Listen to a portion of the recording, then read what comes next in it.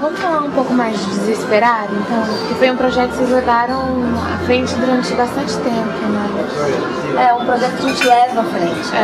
Eu acho que essa é a diferença do teatro de grupo. Você está montando um repertório, você está desenvolvendo, começando uma coisa ali que você vai desenvolver durante muito tempo. Você não vai ver aquele processo como acabado, né? Então, assim, acho que em relação à dramaturgia do Desesperar, ela mudou muito durante esse processo, né?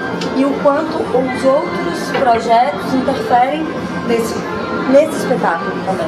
Então, é uma coisa que ela está aberta. O Desesperar, ele começou, a gente pegou um tema central, né? Que era a espera. A gente queria falar sobre a espera. Basicamente, expectativas femininas. Aí a gente pegou considerando o Godot como base, né? E começou a trabalhar com textos pessoais também, sobre expectativa feminina. Então, eu escrevi texto, Larissa escreveu, todo mundo escreveu coisas, né? Baseado sobre a espera, o que a gente estava esperando na vida, como era essa relação, a nossa relação com o indivíduo em relação à espera, né? Então, no primeiro momento, a gente não pensava em personagem, a gente pensava em ampliar essa sensação da espera e como você dialoga com ela, como indivíduo, como ator, porque assim, já no primeiro processo de Desesperar, só para falar um pouco do improviso, dar um gancho aí, no primeiro processo a gente entrava num quadrado, no tapete mágico do Brook, né, que é aquele quadrado sem nada, e ficava improvisando durante 1 hora e colocava um espectador para tocar. Quando tocava 1 hora, a gente saía do quadrado. Tanto que na primeira versão as atrizes saíam de cena, acabava o quadrado só com uma atriz em cena. E assim, a gente já improvisava para construir o espetáculo, só que o espetáculo foi fechado. A gente improvisou pra caramba, criou uma fórmula e fechou essa fórmula. A ideia surgiu dessa coisa de vamos fazer um segundo espetáculo e tal. Aí parou na nossa mão o Manifesto Futurista do Felipe Marinetti, né, que foi escrito em 1909 e que a gente leu em grupo e percebeu que era muito interessante, a gente queria trabalhar aqui. Muito atual, muito instigante, afirmações muito paradoxais, muito interessantes. E a gente pensou, nossa, a gente não quer um olhar de fora, a gente quer um diretor, né?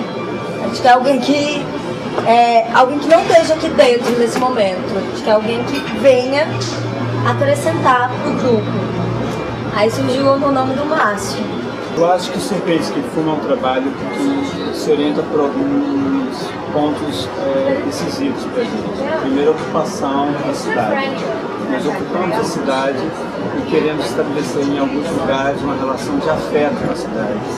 O Dia de Sol, por exemplo, apesar de poder ser feito em outro local, ele nasce na torre para ocupar a torre, porque lá é um local de setor de diversões e lazer.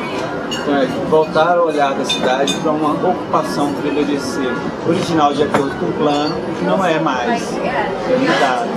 O churrasco em buraco do Tatu é a ocupação de um espaço que normalmente habita um determinado tipo de trânsito e que aos domingos é permitido ali usar outros usos. Agora, recentemente, a gente fez a pizzaria lá no Congresso. Também é um marco, é um princípio simbólico, eu acho que é conhecido no país inteiro, a história da pizzaria do Congresso, e que a gente resolveu lá também distribuir essa gentileza. Então, Serpentes que Fuma, em vários momentos, distribui gentilezas poéticas para o público. O povo ri, né? O Público Ri, por exemplo, lá no metrô, nós fazemos apresentações musicais, indicamos para as pessoas que elas podem pedir para a gente para tocar uma música para ela, e ela canta com a gente. É muito mais uma questão de celebrar com as pessoas participarem. Nasce também de uma crença de que nós acreditamos que a criação não é um dado do artista, é um dado do ser humano. O ser humano pode criar, o espírito criativo não está circunscrito apenas aos artistas. Nós fazemos disso nossa profissão. Esse é um diferencial, mas isso não quer dizer, por exemplo, que uma dona de casa não possa participar. A gente lembra, por exemplo, de uma vez que a gente fez no metrô, acima do avião, que teve um coroa, que ele entrou no jogo com a gente, que ele não parava de falar em Gramelhou. Vocês estão lembrados disso? Sim. Você estava do meu lado, não era? Ele não parou, ele o tempo todo participou da cena. Ele atuava até muito mais do que a gente, em vários momentos. E isso então é assim, ou o cara de Cartório de BH, por exemplo. O cara é de Uberaba, né? Uberaba, é. O cara de Uberaba, por exemplo, ele trabalhava há 34 anos no cartório e ele nunca tinha visto uma ação similar àquela. Quebrou completamente com as pernas dele. Muda tudo na vida dele a partir daquela ação. Uma ação pequena, acontece em determinado lugar, não é para todo mundo, é uma ou duas pessoas que sentem aquilo, como os guardinhas que seguiram a gente e depois vieram abordar e queriam confraternizar com a gente, mas a gente não podia filmar, porque se espalhasse na mão do coronel e não sei o quê. É, a gente realiza uma festa de aniversário dentro de um cartório. E é legal a gente falar que a gente não pede autorização para nenhuma das ações que a gente realiza. É, porque o que acontece? A gente também começou a trabalhar com essa coisa dessa interseção do que é espaço público, o que é espaço privado, né? Então a gente começou a ensaiar também dentro do banheiro do Brasília Shopping, foi uma das primeiras coisas que a gente fez. Aí a gente começou a sentir todas essas restrições também do espaço público privado, de como é que a gente é moldado para determinadas coisas. Quer dizer, aquele lugar, ao mesmo tempo que ele é público, ele na verdade ele é público, mas ele foi feito para realizar só uma determinada ação. Por exemplo, o caixa eletrônico. O caixa eletrônico você tem que entrar lá e sacar um dinheiro. E aí a gente fez uma festa fantasia dentro do caixa eletrônico. Então a gente entende ele como espaço público. O objetivo de muitas ações é estabelecer uma possibilidade de abertura para que o público também jogue com a gente. No fundo, tem muito essa crença de que o público pode jogar com a gente. Não precisa ser apenas um público observador. E não precisa ser também um público assim, tão marcadinho para ele participar. Espontaneamente ele pode participar. Essa que é a batalha da gente, deixar com que o esquema fique de tal modo que ele se sentir à vontade, ele entre no jogo. O primeiro programa que a gente fez, eu acho que foi no Brasília Shopping. Assim, a gente queria falar sobre a questão da mulher e dos artifícios que as mulheres realizam para se manter bela, entre aspas. Não era só isso, mas assim, a ditadura da beleza, o quanto isso te aprisiona. Porque mulher não caga, essas entendeu? coisas. Porque todas essas coisas questionam essa quebra de padrões. Então o salão de beleza vem desse aí, de novo, entendeu? É porque você tem que cumprir, eu tenho que vir aqui, sentar e tomar um café, porque eu não posso fazer algo diferente disso. Tudo bem, isso aqui é um estabelecimento privado. A gente costuma respeitar aquilo que é privado, dito privado de fato, também. Até porque, enfim, é muito tênue, né, essa coisa. Agora, né? Esse espaço aqui é público.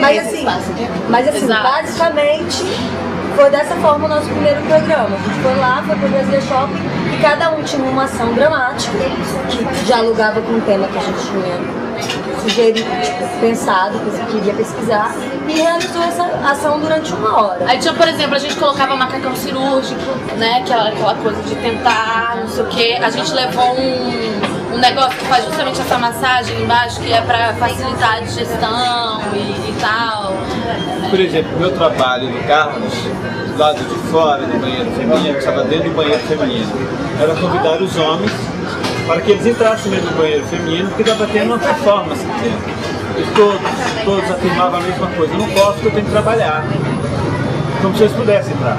No primeiro momento, a perspectiva do trabalho era ir para um lugar onde a gente não tinha ido ainda. Por exemplo,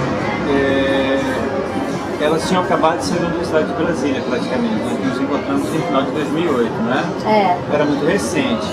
É muito comum, quando você percebe as pessoas que saem da universidade, ter a marca da universidade ainda muito presente no seu corpo, na sua maneira de pensar na arte. Eu já tenho 15 anos que saí. Então, assim, é muito diferente quando você encontra o mercado e você tem que ajustar várias coisas com relação a como o mercado pensa a arte, como o público pensa a arte, o que o público espera, como a universidade te formou, tudo isso. Então, nosso primeiro ponto de partida foi exatamente para um outro lugar que a gente ainda não tinha ido para Serpentes que Fumam. Eu acho que Serpentes que Fumam marcou bem essa história de, dentro do grupo, habitar um local cênico que a gente ainda não tinha experimentado. Chegou a necessidade de fazer um terceiro trabalho, né? da companhia. Assim, de continuar pesquisando em outros lugares. Eu acho que o Poéticas, ele meio que dialoga com os meus trabalhos também, tanto com o Desesperado quanto o Serpentes e Fúria. Porque basicamente o Poéticas, ele parte de textos já escritos, né? São textos que eu escrevi, né? São poesias, são coisas que estão relacionadas ao meu blog. Então parte daí, são textos muito femininos, que falam sobre a mulher, que falam sobre essa cidade, Brasília, onde essa mulher... sobre algum tipo de homens também, homens, né? Conceitua vários né? arquétipos masculinos. Mas assim, você pega o primeiro mote do primeiro espetáculo, que é a mulher, e a espera, e essas expectativas também, e pega a cidade dos serpentes, né? E a coisa da velocidade, porque como é um blog, eu vejo muito isso. A gente fala dessa vida líquida, né, do Zygmunt Bauman, que a gente falou da efemeridade lá de 1909 e tal. E o que é efêmero e tem velocidade hoje é justamente a internet, né?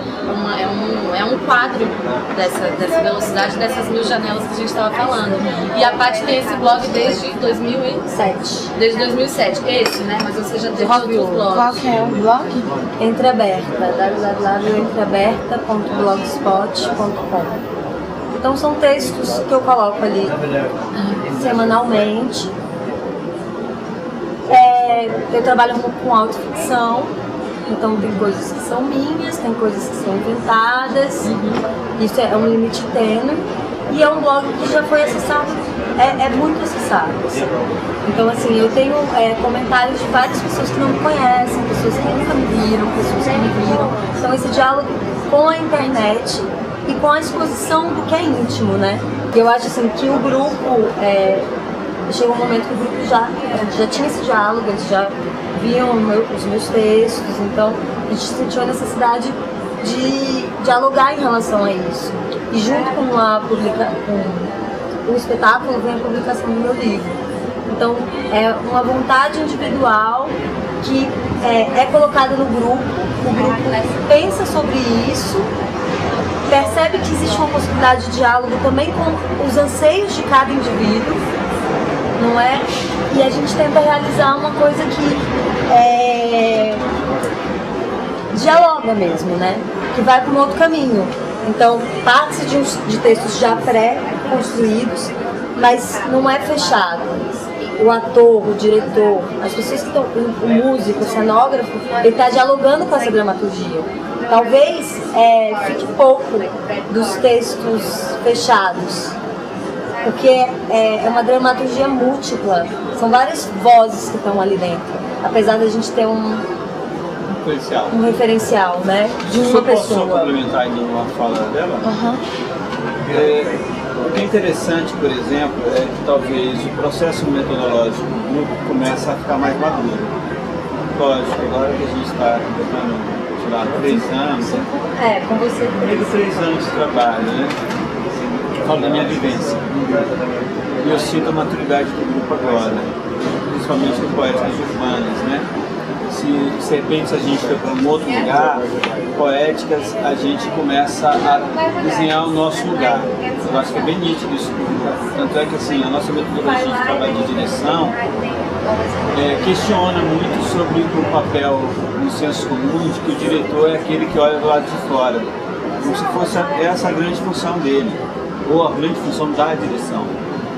Por exemplo, a direção do Poéticas estabelece diretrizes, essas diretrizes são discutidas e avaliadas por todo o elenco, todo o trabalho, todo mundo discute isso.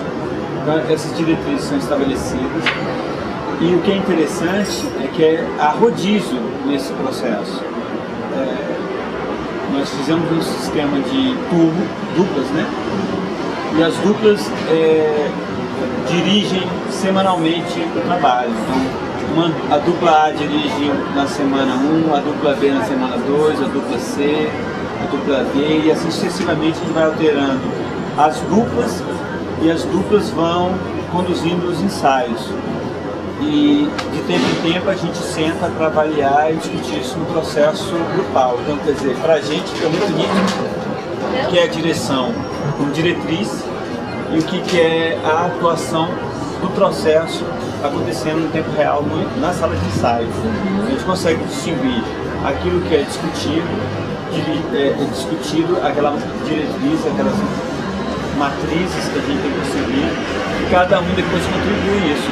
O nosso processo acaba sendo muito plural.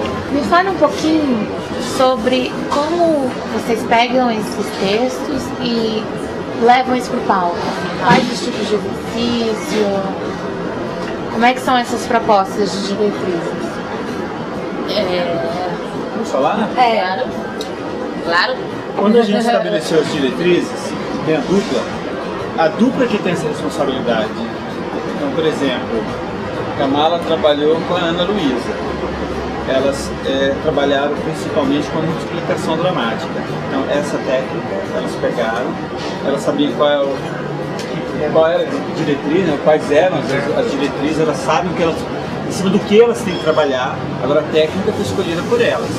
Elas escolhem a técnica e elas sabiam, a priori, que nós temos que chegar em um determinado resultado. Nós temos que ter algo para trabalhar.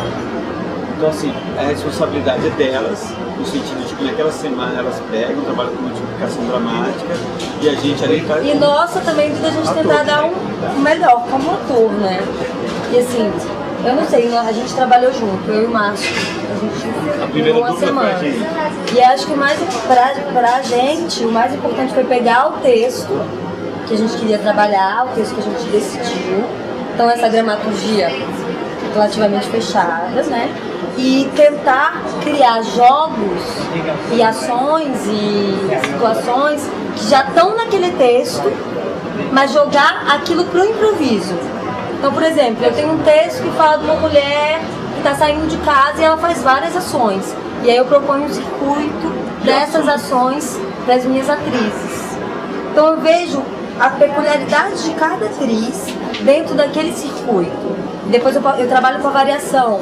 Então, o que é o 1 da Kamala, o que é o 2 da Larissa, o que é o 3 da Tatiana. E aí eu vejo essa multiplicidade também, de alguma forma. Agora, tanto, por exemplo, Serpentes que Fumam, tem Poéticas Urbanas, são trabalhos que levam tempo para amadurecer. Então, a gente sabe, por exemplo, que vamos precisar de outras fases para chegar até... Elas avaliam que o desesperar talvez esteja maduro agora, 4 anos, quase 5 anos depois, né? Quase 5 anos depois. Quase 5 anos depois. Quer dizer, agora que o trabalho vai começar realmente, tem investimento que, tipo assim, agora ele está pronto para jogo. Agora que ele está pronto. Então a gente tem essa certeza que o trabalho da gente leva um certo tempo para amadurecer. É uma loucura isso, porque você pensa assim, você vive num mundo que é tudo muito veloz, que as pessoas querem que você produza tudo muito rápido, né? E aí ao mesmo tempo, às vezes o teatro, ele busca ele tá na contramão disso tudo. E talvez seja isso que seja mágico no nosso trabalho. Agora, apesar de não estar pronto, a gente volta para jogo.